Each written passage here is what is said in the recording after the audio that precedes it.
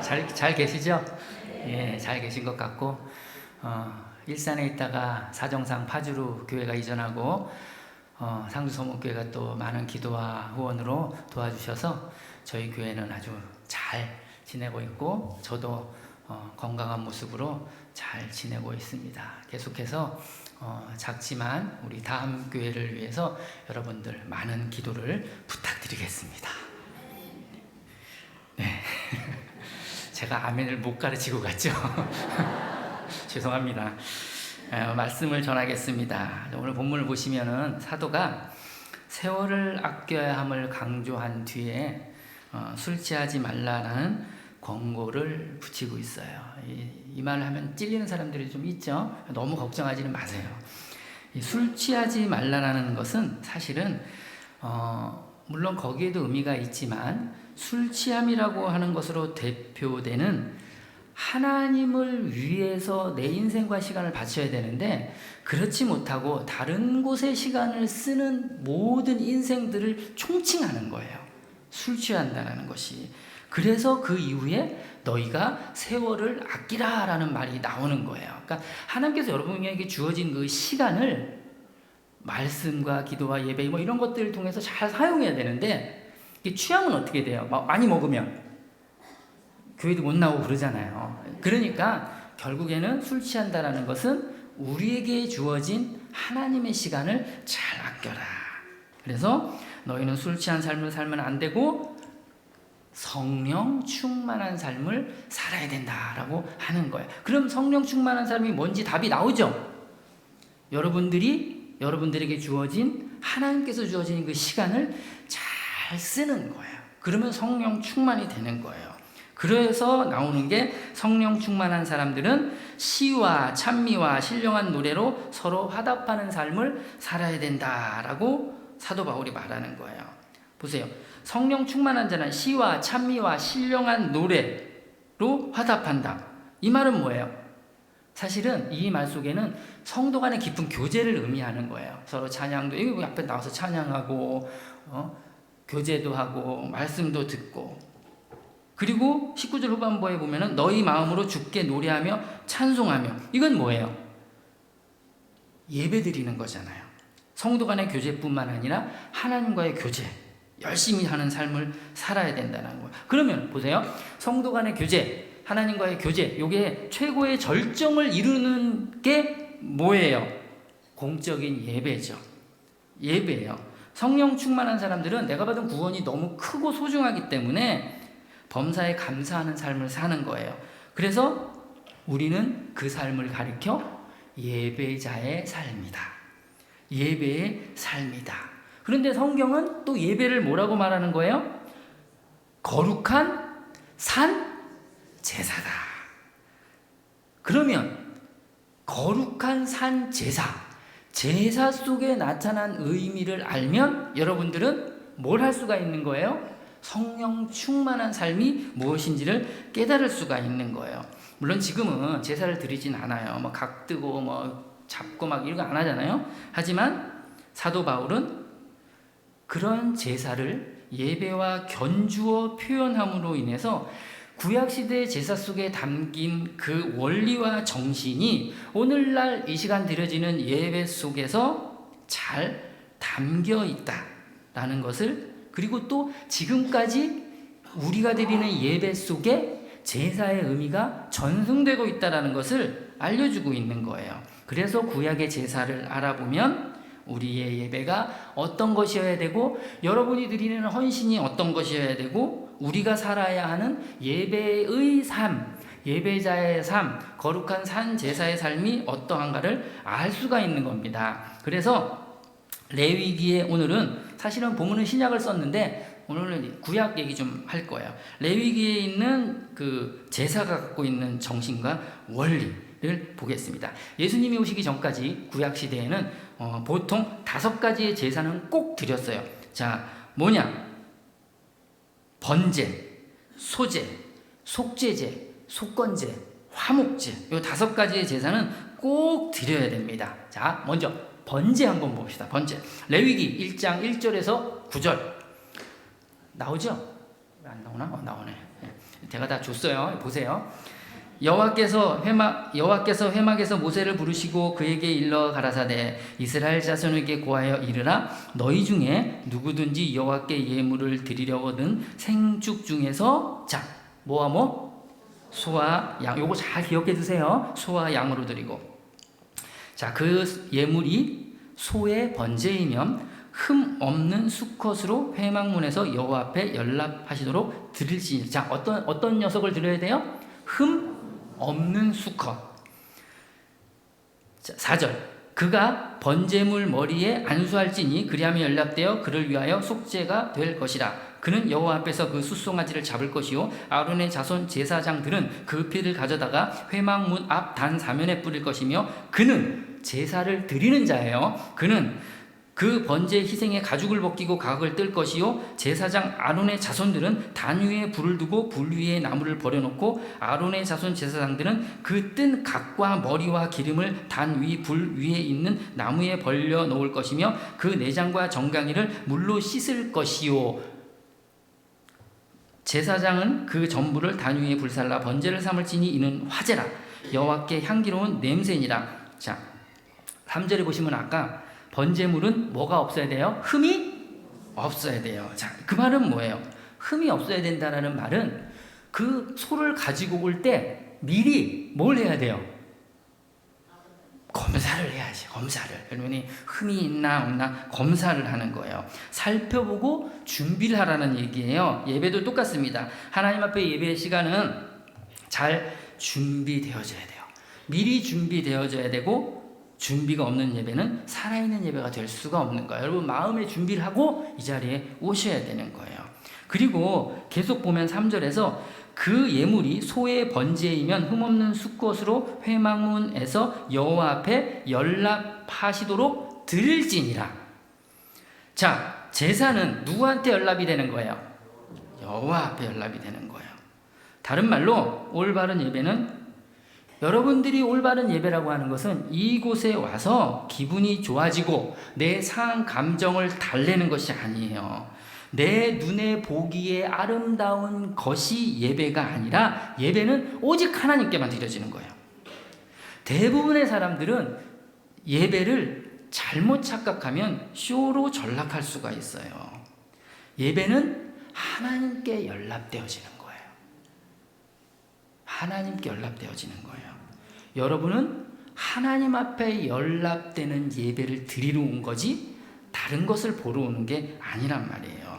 자, 그 다음에 그 번제물에 머리에 안수할지니 그리하면 연락되어 그를 위하여 속죄가 될 것이라. 자, 여기에요 중요한 이야기가 나오는데요. 제사를 드리는 사람은 번제물에 안수를 합니다. 제사를 드리는 사람이 제물에 안수를 한다는 것은 어떤 의미죠? 역시 여러분 구약 성경과 신약 성경에 통틀어서 안수의 의미가 딱 여기 한 군데 나와요. 안수의 의미예요. 구약 성경에서 제사를 드리는 사람이 번제물에 안수를 한다는 것은 나의 모든 죄를 그 제물에게 전가시키는 거예요. 그리고 그 제물을 죽여요. 그러면 내 죄가 거기로 전가되어서 내 죄가 사해지는 거예요. 예수가 내 죄를 가져가세요. 그래서 예수가 십자가에 못 박혀 죽으심으로 인해 여러분의 죄가 사해지는 거예요. 그게 번제예요. 회개입니다. 내 죄를 인식하고 내가 죄가 있으니 이 죄를 제물에게 넘기자. 그 번제물은 내가 되어 죽는 거예요. 그러면 제사를 드리러 간 사람은 뭘 인식하는 사람이에요? 내가 죄인이다 라는 걸 인식하는 사람이에요. 그러니까 예배하는 사람은 하나님 앞에 나올 때 내가 죄인이라는 것을 인식하고 깊은 회개를 가지고 이 자리에 오셔야 되는 거예요. 다른 거 갖고 오시면 안 돼요. 자신이 여전히 죄인임을 인식하고 그럼에도 불구하고 나에게 부어진 쏟아진 용서를 경험한 사람은 절대 예배를 경홀히 여기지 않습니다.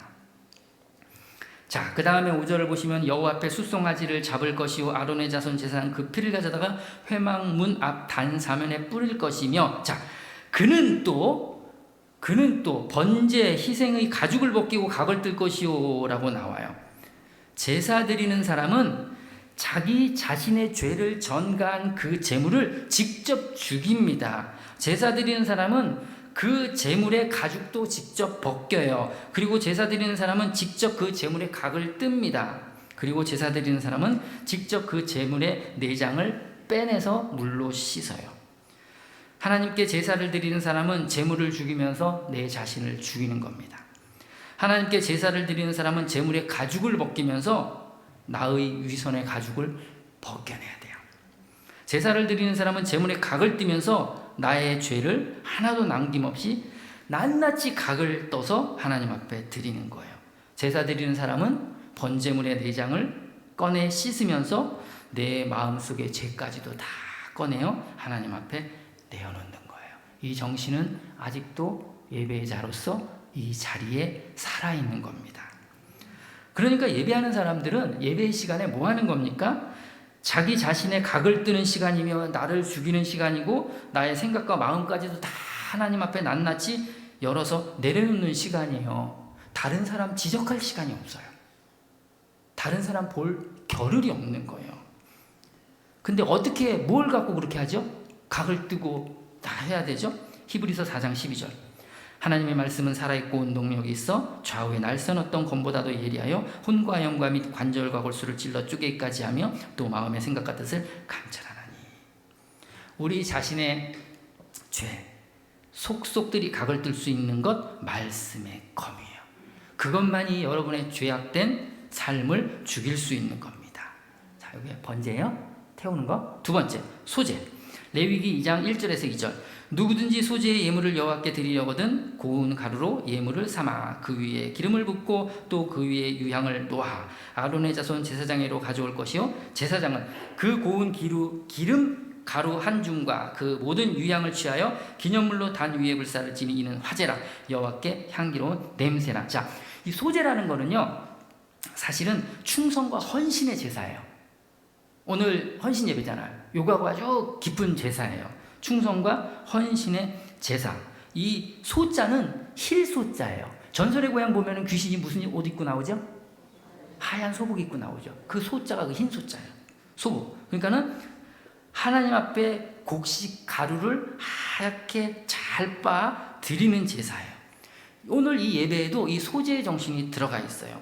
성령 충만한 성도들은 반드시 그의 삶 속에 예배 가운데 헌신과 충성이 나타납니다. 그래서 우리가 하나님을 예배하기 위해 교회에 와서 봉사도 하고 충성도 하고 헌신도 하는 거예요. 그게 소제 정신입니다. 그런데 이 소제는 곡식을 빻아 드리는데 고운 가루여야 돼요. 고운 가루. 뭘 말합니까? 충성과 헌신과 봉사에는 나의 생각, 나의 고집, 나의 편견들이 응어리져 있으면 안 돼요. 싹 다 갈아야 돼요. 싹 다 갈아서 누가 빚어 만드는 거예요? 하나님이 빚어 만드는 거예요. 근데 이 가루에 몇 가지가 첨가가 됩니다. 2절을 보시면 고운 가루에 기름을 붓고 유향을 놓아서 함께 취하여 불살라요. 자, 가루에 유향 넣고 기름 넣고 불에 태워버립니다. 이 기름과 유향은 고대 사회에서 값비싼 것의 상징이에요. 이 말은 성도들이 하는 헌신과 충성과 봉사는 내가 쓰다 남은 시간과 돈, 허들의 것을 드리려는 것이 아니라 내가 가진 것 중에 가장 값진 것을 드리는 거예요. 그게 충성과 헌신과 봉사예요. 여러분의 가장 소중한 시간. 주일 저녁 7시, 내일은 공휴일, 오늘 저녁에 캠핑 가서 자연휴양림 가서 내일 하루 신나게 놀아보자. 얼마나 좋아요. 그러나 그 시간을 버리고 여러분과 제가 나는 또 멀리도 왔어 여기까지 3시간 반 걸려갖고 남은 시간 드리는 거 아닙니다. 나의 소중한 시간 드리셔야 돼요. 여러분, 헌신과 봉사를 내 배를 위해 그리고 내 행복을 위한 모든 스케줄 뒤에 시간이 남으면 하는 것으로 정말 심한 말로 거지 동냥두듯이 그런 신앙생활 해서는 안 됩니다. 근데 왜 그렇게 하죠? 많은 사람들이 그래요. 이익이 안 돼서 그래요. 이익이 안 돼. 이 주일 저녁에 장사하시는 분들 많이 벌 수 있는 시간인데 포기하고 나와. 이익이 안 돼. 소재는 가장 값비싼 고운 기름과 유향을 함께 태워버리는 제사예요. 여러분이 가장 값지고 소중하게 여기는 것을요, 이 교회라고 하는 것은요, 태워버리는 것이에요. 그게 봉사가 되고 헌신이 되는 거예요. 여러분들이 왜 구원을 받은 이후에 여기에 두 눈 시퍼렇게 뜨고 앉아있는 줄 아십니까? 모르시죠? 하나님이 여러분을 왜 이 광야 같은 인생 속에서, 여러분 인생이 편합니까? 신앙생활 하는 거 편해요? 안 편해요. 저도 저희 교회 성도들 얘기 들어보면은 난리도 아니에요. 지금 사는 거 보면 뭐 사업이 망하느니 마느니 직장이 없어졌느니 뭐 난리도 아니에요. 근데 왜 이 광야 인생을 살게 만듭니까? 여러분 여기서 지금 도대체 뭐 하고 있는 거예요? 여러분 이 세상을 살면서요, 여러분들이 내 자신이 힘이라고 여기고 있는 것, 그러니까 하나님 말고 하나님 빼놓고 내가 가장 가치 있고 믿고 힘이 있다라고 생각하는 것을 다 태워버리고 올라오라고 여러분 지금 훈련시키고 여기 있는 거예요. 그거 되시면 갈 수 있어요. 그러니까 여러분이나 나나 못 가고 있죠 지금 하늘나라. 왜 그래? 아직도 나는 하나님 외에 뭔가를 붙잡고 있어서 그래. 이 황 목사는 아직 그게 덜 된 거야. 다 되면 가요. 여러분도 똑같아요. 그거 다 되면 가는 거예요. 그러니까 여러분들은 신앙생활 하면서 뭐 하는 거예요? 여러분들이 소중하게 여기는 것, 이 땅의 가치를 하나씩 버리는 훈련하는 거예요. 하나님 만날 때까지 그 훈련하다가 가는, 그게 신앙생활이라고 보면 돼요. 내가 하나님 말고 예수님 말고 교회 말고 세상에서 가장 가치 있다고 생각하는 거, 그거 놓는 거, 그걸 신앙생활이라고 하시면은 가장 좋아요. 주일 오전 11시. 제가 목회하면서 가장 속이 뒤집힌 게 있어요. 남들은 다 금요일날 방잡아 놀러 가갖고 주일 저녁에 와갖고 다음날 뭐 한다는데 나는 그걸 할 수가 없어. 가면 안 되는 거야. 내가 가버리면 교인들은 뭐 어떡하라고. 지금도 못 가고 있어요. 여러분도 못 가고 있고 나도 못 가고 있고. 그 좋은 시간을 여러분들은 여기 앉아갖고 다 태워버리는 거예요. 다 태워버리는 거예요. 여러분 예배가 무슨 생산성이 있습니까? 세상 사람들 보세요. 주일날 나오고 토요일날 내가 보니까 여러분들은 토요일날도 나오시죠? 와갖고 막 이것저것 하잖아요.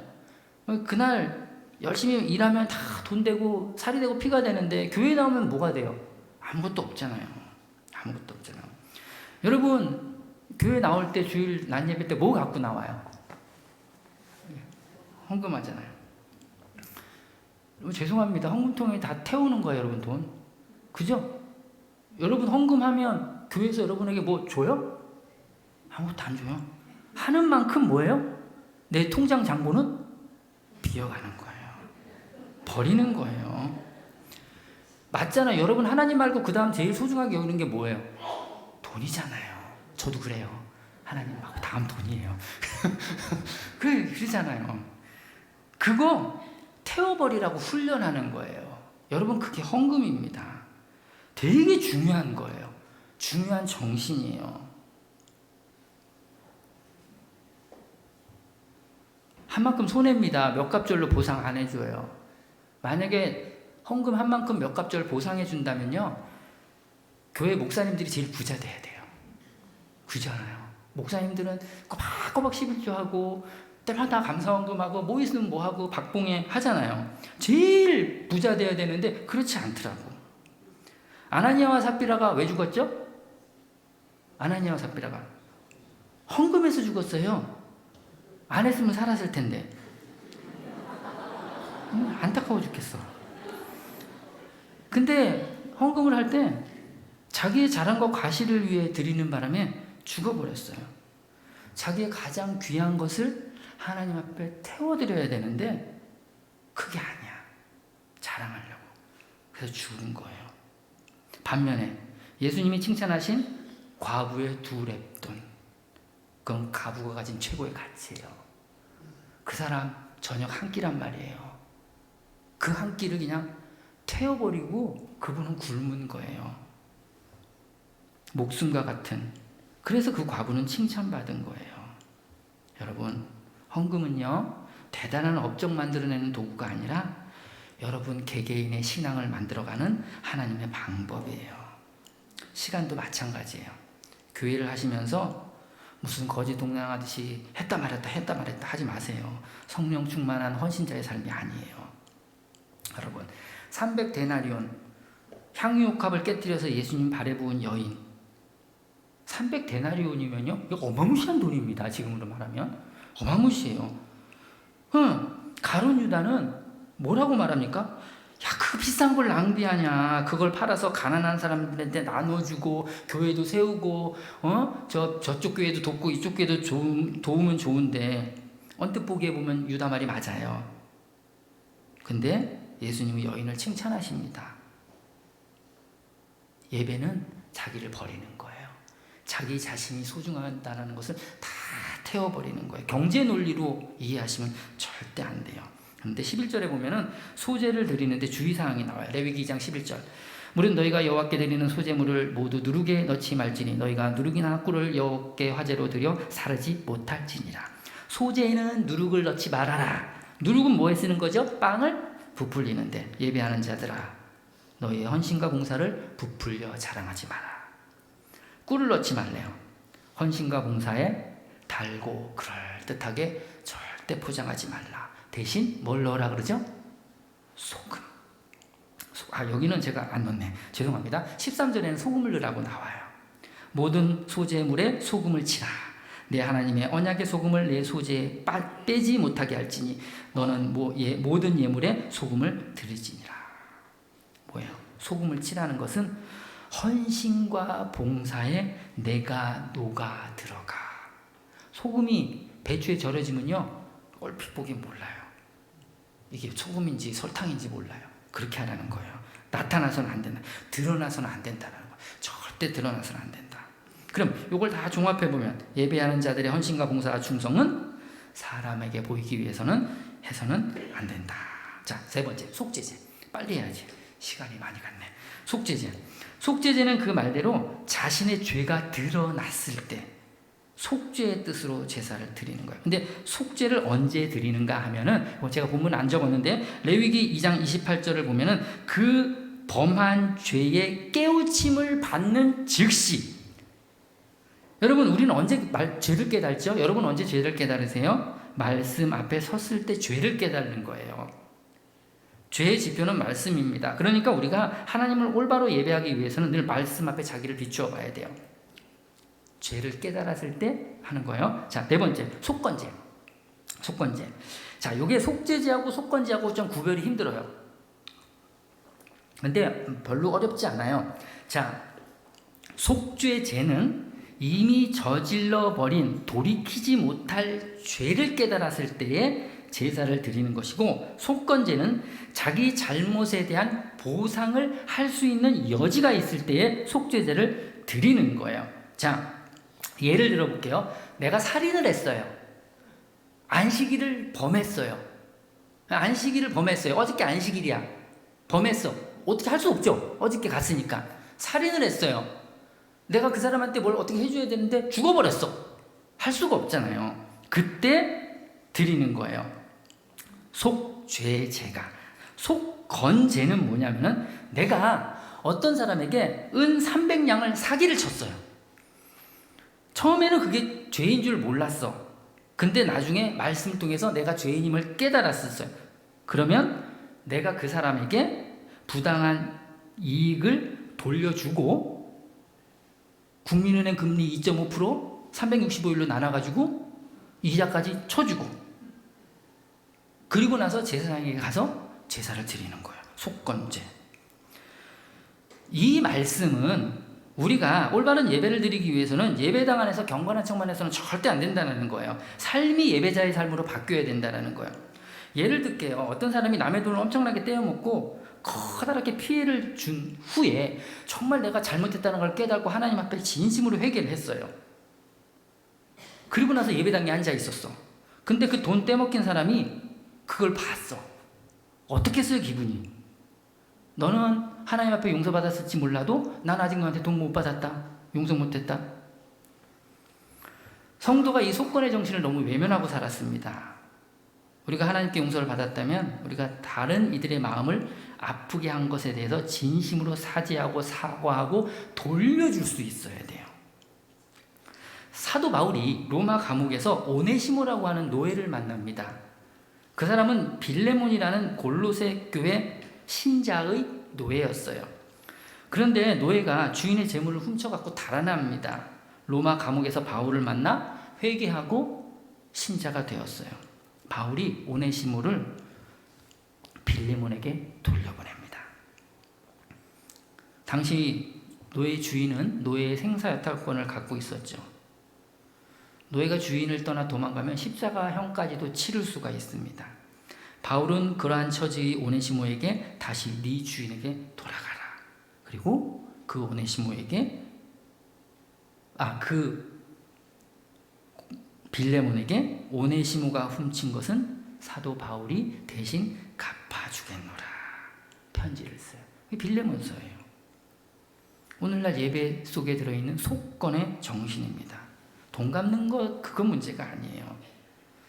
하나님께서 우리에게 허락하신 사람들과의 바른 관계 속에서만 하나님을 올바르게 예배할 수 있는 겁니다. 남은 실컷 불행하게 만들고 자기는 구원받았다라고 하고 나 몰라라, 그것은 성도의 올바른 모습이 아닙니다. 그래서 예수님이 마태복음 5장 23절에 이렇게 말해요. 그러므로 내가 제단에 제물을 드리려 하다가 내 형제나 자매가 내게 어떤 원한을 품고 있다는 생각이 나거든 너는 그 제물을 제단 앞에 놓아두고 먼저 가서 내 형제나 자매와 하야라. 그런 다음에 돌아와서 제물을 드려라. 이게 예배 속에 있는 속건의 정신이에요. 와서 앉아서 예배 드리는 게 중요한 게 아니라 정말 내 삶이 성도로서의 올바른 삶을 살고 있는가를 알고 지내라는 겁니다. 자, 그 다음에 이제 마지막 화목제. 제일 무서운 거예요. 화목제 제일 하기 힘든 겁니다. 화목제. 화목제는 세 가지로 나눠져요. 첫 번째가 뭐냐, 감사제. 하나님 앞에 감사드릴 일이 생겼어. 그때 감사제사. 두 번째 서원제. 서원제는 하나님 앞에 서원할 때 한 번 드리고 서원한 것을 내가 이루었을 때에 한 번 끝날 때 드리는 거예요. 세 번째 낙헌제. 이건 뭐냐면 그냥 하나님이 좋아. 그냥 가만히 있으니까 하나님이 좋아. 그냥 가서 그냥 소 한 마리 잡는 거예요. 그냥 가만히 있는데 하나님이 좋아. 또 내일 또 소 잡는 거예요. 이게 낙헌제예요. 근데 이 화목제는 다른 제사와 조금 다른 게 있어요. 자, 레위기 7장 15에서 18. 이거 잘 보셔야 됩니다.